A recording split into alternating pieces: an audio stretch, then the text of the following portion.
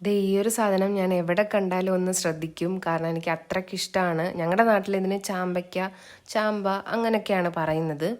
കുറച്ച് ദിവസങ്ങൾക്ക് മുമ്പ് ഞാനിങ്ങനെ ഒരു കല്യാണത്തിന് കുറച്ച് ദൂര സ്ഥലത്ത് പോയിട്ടുണ്ടായിരുന്നു.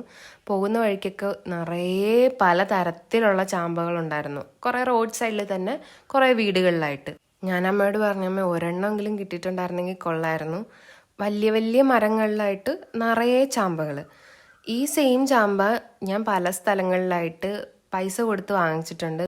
ഈ ചാമ്പ കാണാനാണെങ്കിലും നല്ല ഭംഗിയാണ്, മാത്രമല്ല നല്ല മധുരമാണ്.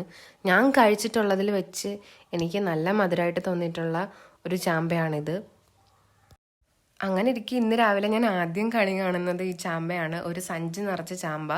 ഇതിൽ കുറച്ചധികവും താഴെ വീണ് പൊട്ടിയിട്ട് കുറച്ചധികം മോശമായിട്ടുണ്ടായിരുന്നു. കാരണം അത്രയും വലിയ മരമായതുകൊണ്ട് അതിന് താഴെ വീണ് കുറേ അധികവും പൊട്ടിയിട്ടുണ്ടായിരുന്നു.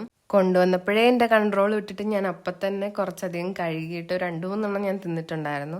നല്ല മധുരമായിരുന്നു കഴിക്കാനായിട്ട്. ഇംഗ്ലീഷിൽ ഇതിൽ റോസാപ്പിൾ എന്നാണ് പറയുന്നത്. ഇതിനാണെങ്കിൽ സീഡ് ഉണ്ടോയെന്ന് നോക്കിയപ്പം ഈ ഒരു സീഡായിരുന്നു ഉണ്ടായിരുന്നത്.